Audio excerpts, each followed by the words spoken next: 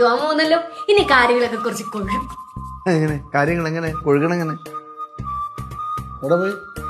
ആ, നിങ്ങൾ വിചാരിക്കും പോലെ വെറുതെ വണ്ടി ഇവിടെ കറങ്ങാൻ പറ്റൂല. ചിലവുള്ള കേസാണ്.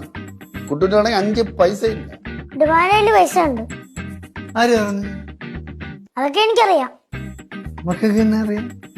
അത് വേറെ ഒന്നുമല്ല കുട്ടുമാവ. കുട്ടുമാവൻ വന്നപ്പോഴേ ഗൾഫിൽ നിന്ന് കെട്ടിടക്കിന് പൈസ ആയിട്ട് വന്നു എന്നുള്ള കാര്യം കൊച്ചിന്റെ അടുത്ത് അച്ഛൻ പറയാണ്ടായിരുന്നേ, അതുകൊണ്ടാണ്. പക്ഷെ അറബി പറ്റിച്ചേണ്ട പൈസ ഉണ്ടെന്ന് വരെ ഞാൻ അടുത്ത് പറഞ്ഞിട്ടില്ല. അളിയാ ആ ആ ഇനി അച്ഛനും കൂടെ തിരിച്ചു കൊടുക്കുക. അവസാനം കൂട്ടത്തല്ലാവ്.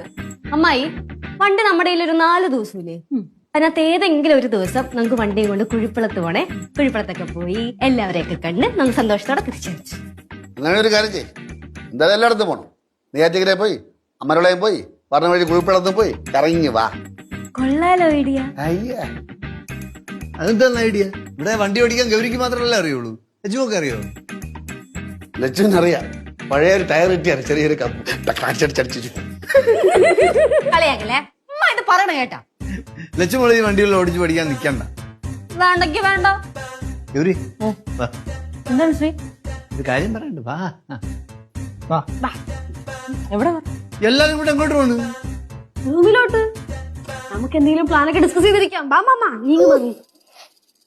ഗൗരി മാത്രം വന്നാൽ മതി. നിങ്ങൾ തമ്മി പോയി